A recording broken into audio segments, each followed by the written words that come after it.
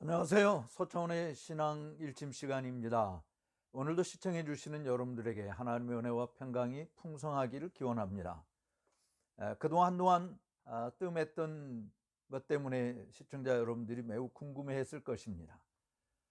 그것도 제가 외국에 나갔다 온 것도 있었지만 사실 그동안 이 유튜브에 동영상을 올려주셨던 목사님이 그만두시는 바람에 그 후임을 찾지 못해서 사실은 여러 번 녹화를 했음에도 불구하고 올려놓지 못했습니다.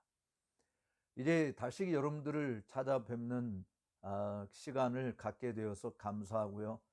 여전히 사람을 찾고 있기는 합니다만은 곧 조만간에 여러분들이 서차원의 신앙 일침을 볼 수 있는 시간이 다가오리라 생각해서 오늘 다시 녹화를 시작했습니다.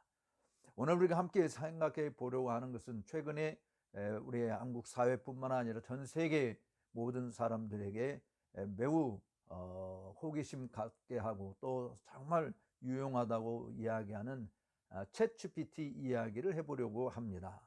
챗 GPT 등장, 이게 정말 환호성을 저지를 만한 일인가 아니면 우려스러운 일인가 라고 하는 생각을 해봅니다.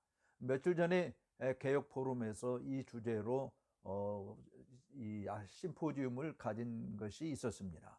거기에서 말씀하신 모든 세 분의 발제자들이 이야기한 내용들을 보면 전부 다 이 시대의 변화에 우리 기독교가 어떻게 대응할 것인지를 다루면서 순기능적인 측면에서 많이 이야기를 했습니다. 어떤 일이 사회에 나오든지 순기능이 있고 역기능이 있는 것이죠. 순기능이 아무리 많다고 할지라도 물론 그것을 선하게 잘 사용한다고 한다면 그것처럼 가치 있는 일이 어디 있겠습니까? 그런데 우리가 알아야 될 것은 처음에 시작한 모든 것들이 다 좋은 의미에서 출발을 했다 할지라도 인간이 죄성을 지닌 존재라고 하는 사실을 우리가 잊어서는 안 된다라고 하는 것이죠. 사실 하나님께서 하늘에서 두루 땅을 감찰하사 정말 선을 행하는 자가 있는가 보려고 하셨지만 그러나 선을 행하는 자 한 사람도 발견할 수 없다라고 하는 것이 시편 기자의 고백이었잖아요. 선을 행하는 자도 하나도 없었습니다.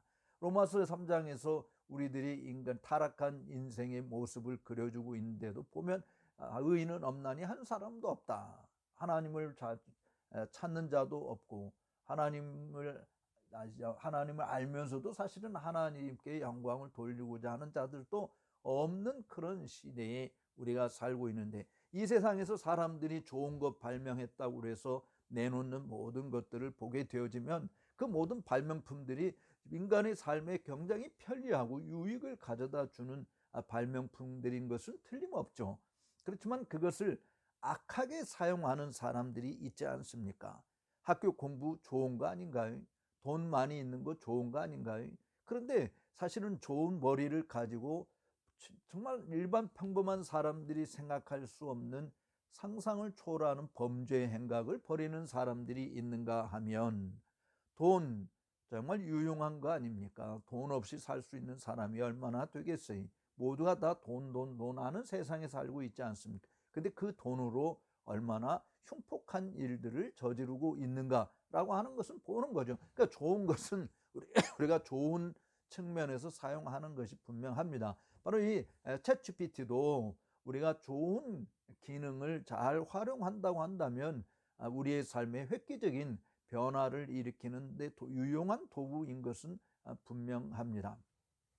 어떤 것이든 여러분들이 알고 싶어하는 모든 부분들을 문의하면은 거기에 대한 답을 금방 알려줄 수 있는 기능을 가진 챗GPT, 특별히 우리 기독교인들에게 있어서도 이 챗GPT의 사용을 권장하는 측면이 분명히 있습니다. 그러나 우리가 알아야 할 것은 우리가 필요로 한 모든 것에 대한 답을 얻는다 할지라도 심지어 논문을 쓰는 거, 심지어 음식을 만드는 방법, 어떤 지식을 우리가 필요로 할 때 그 알고자 하는 그 모든 지식들을 다 충분히 공급해 줄 수 있어도 챗GPT가 할 수 없는 것들이 많이 있지 않습니까? 그것은 바로 인간의 도덕성 문제를 해결해 준다든지, 또 하나님께서 인간을 창조하셨을 때 우리 마음에 영원을 사모하는 마음, 이 마음을 주셨는데 그 영혼을 사모하는 마음, 빈 공간을 채워줄 수 있는 챗GPT는 아니다라고 하는 것이죠. 사실 일반적으로 모든 사람들이 이야기하는 것은 챗GPT는 우리에게 모범 답안을 알려줄 뿐이다라고 하는 것이에요. 선택은 물론 사람이 하는 것이, 챗GPT가 알려준 모범 답안을 내가 취할 수도 있고 거절할 수도 있는 것이죠. 그런데 그 모범 답안이 진리는 아니다라고 하는 것이죠. 챗GPT는 우리 모두에게 사실은 납득될 만한 일리 있는 답을 주는 것이죠. 그러나 그 일리 있는 모범 답안이라고 하는 것은 우리가 영원히 믿고 따르고 의존하고 살아야 될 바탕 원리는 전혀 되지 못하는 것입니다. 하나님의 진리는 챗GPT를 통해서 나오는 것이 아니라 오직 기록된 말씀을 통해서 나온다라고 하는 것이에요. 물론 기독교인들이 이 부분을 어떻게 이해하고 받아들여야 되겠느냐라고 하는 부분들은 앞으로 신학자들 사이에 많은 논의가 이루어질 것이라고 생각을 합니다. 이제 뭐 첫 출발 단계에 있는 것이고, 여기에 대해서 어떻게 적절한 반응을 보이느냐라고 하는 것 자체도 사실은 초보적인 입장이라고 말할 수밖에 없을 거예요. 앞으로 챗GPT가 어떤 방향으로 튀어서 정말 모든 사람들에게 획기적인 어떤 사고와 또 생활 방식을 낳게 될지 우리는 알 수 없습니다만, 지금 나와 있는 것으로 보게 되어지면 비록 우리가 챗GPT를 사용한다 할지라도 나중에는 챗GPT가 우리를 지배하는 단계로 나아갈 우려도 없지 않아 있다라고 하는 거예요. 예를 들면 그냥 저는 순수하게 그 종교적인 입장에서 생각을 하지만, 예를 들어서 제가 어떤 과학적 지식을 요구한다고 필요하다고 합시다. 그래서 챗GPT에게 물어봐서 이런 부분에 대해서 어떤 것이 어떻게 해야 될까라고 이야기할 때 뭐 몇 초도 안 걸려서 답안이 나올 수 있어요. 근데 내가 거기에 대한 정확한 지식을 가지고 있지 않으면 챗GPT가 올바른 정보를 나한테 주었는지 아니면 그릇된 정보를 주었는지 사실 내가 판단할 수 없다라고 하는 것이죠. 왜냐하면 챗GPT라고 하는 것은 사람이 입력한 것에 의해서 종합해서 평가해서 만들어내는 것을 이야기하고 있지 않습니까? 내가 입력하지 않았는데 그 스스로 알아서 모든 지식을 판단하는 거 아니잖아요. 예를 들어서 2022년도까지 어떤 세상에 흘러나오는 모든 정보들을 입력했다면 2023년도에 나와 있는 정보는 입력이 안 되기 때문에 2023년도에 일어났던 일을 물어보면 사실은 답을 줄 수 없는 것이 되겠죠. 물론 예를 들어서 입력하는 사람이 A라는 사람은 올바른 팩트를 입력을 했다고 칩시다. 또 B라고 하는 사람은 거짓된 정보를 집어넣었다고 하십시다. 그러면 어떤 것을 이 챗GPT가 우리에게 답을 주겠는가? 긍정적인 면도 있고 부정적인 면도 있고 뭐 정확하게 우리가 알 수 없지만 상황에 따라서 당신이 사용하고 싶은 방식대로 사용하십시오, 이런 대답을 준다든지, 아니면 그릇된 정보를 가지고 있다고 한다면 그릇된 정보가 답이라고 나에게 알려주지 않겠습니까? 즉 내가 그 정확한 지식이 없는 상황에서는 앞에서 인도하는 사람의 가르침에 순응하고 따라가야 할 수밖에 없는 입장이 되기 때문에, 거짓된 선지자를 만나거든 거짓된 교사를 만나거든 만날 때, 또는 싹군을 만나게 될 때 그들의 인도를 받는 사람들은 황폐한 일을 저지를 수밖에 없는 것이죠. 최근에 정말 넷플릭스에서 나는 신이다라고 하는 GMS 정명석 2단에 대한 이야기를 듣고 굉장히 쇼킹을 했어요. 그들은 참 멀쩡한 사람들이었지만 사람을 잘못 만나서 잘못된 가르침에 빠져서 인생을 망치는 길로 나아갔습니다. 또 우리가 세상에서 볼 수 있는 주변의 극단적 선택을 하는 사람들도 보게 되어지면 좋은 사람들 만났으면 그런 불행한 일들을 경험하지 않아도 되는 건데, 좋은 사람 만나지 못하고 정말 나쁜 사람을 만났기 때문에 막다른 골목까지 몰리게 되어주고, 거기에서 어찌할 바를 알지 못하고 스스로 목숨을 끊는 극단적인 선택을 할 수밖에 없는 상황에 이르게 되어지는 것이죠. 즉, 누구를 만나느냐에 따라서 우리 자신의 인간의 삶이라고 하는 것은 풍요로워질 수도 있고 아주 패망의 길로 나아갈 수 있다라고 하는 것이에요. 챗GPT 아마 분명하게 만든 사람들의 의도는 사람들의 편리와 또 행복과 유익을 위해서 만들었다고 봅니다. 그것을 결코 나쁜 의도로 사용하려고 하는 것은 아니라고 보아져요. 그런데 그것을 사용하는 사람 입장에서, 예를 들어서 제가 아주 나쁜 마음을 먹고 그것을 사용한다고 합시다. 뭐 예를 들면 사람을 정말 경쟁자를 없애고 내가 올라설 수 있는 방법이 뭐냐라고 물어보게 될 때 챗GPT가 뭐 그 없애는 방법을 알려준다든지, 또는 집에서 내가 뭐 무슨 화학약품을 만들어서 정말 사람들에게 해를 끼치는 그런 일을 하고 싶다. 나를 괴롭히는 저 원수를 정말 없애야 되겠다. 보복해야 되겠다. 이런 마음을 가지고 거기에 필요한 정보를 얻고자 할 때 어떻게 해야 될지 모르는 사람 입장에서 챗GPT가 알려주는 정보에 따라서 그 어떤 일을 실행할 수 있는 것이 되어진다고 한다면, 분명히 챗GPT는 좋은 의미로 만들어진 것은 분명하지만 그것을 악용하는 인간의 죄성 때문에 해악을 끼치는 일들도 수없이 벌어지게 될 것이다 라고 하는 것을 부정할 수 없는 것입니다. 따라서 저는 인공지능 서비스가 우리에게 정말 전혀 상상할 수 없는 세계로 이끌든지 아니면 인류 파멸에 이끌든지 예측하기는 힘들지만, 사람들이 잊어버리지 말아야 될 것은 인간은 죄인이다라고 하는 사실입니다.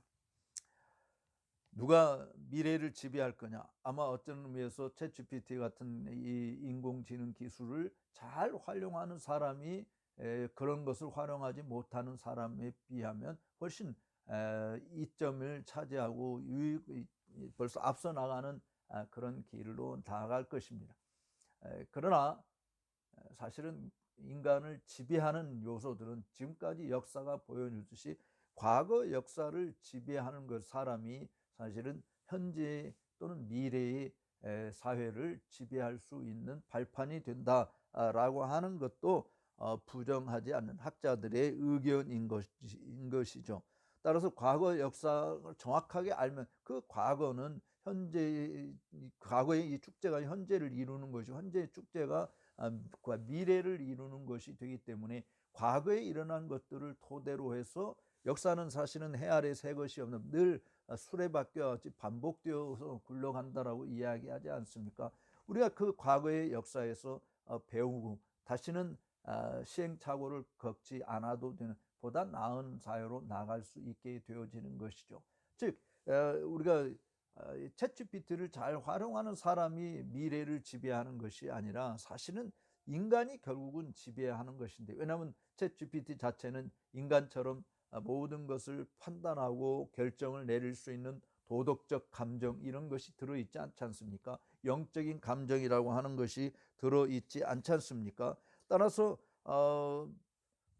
이 인간이 사용하고 있는 이 챗GPT는 사실은 인간의 삶을 발전시키고 개선하고 개혁하고 보다 나은 사회를 만들어가는 일에 지적인 도움을 줄 수 있을는지 모르지만, 사람이라고 하는 것이 지적으로만 다 판단할 수 있는 부분이 아니고 거기에 참 정서적인 부분들, 감정적인 부분들이 분명히 존재하지 않습니까? 그 부분들을 해결해 주지 않는다고 한다면 사실은 챗GPT는 흉기가 될 수 있다라고 하는 것이에요.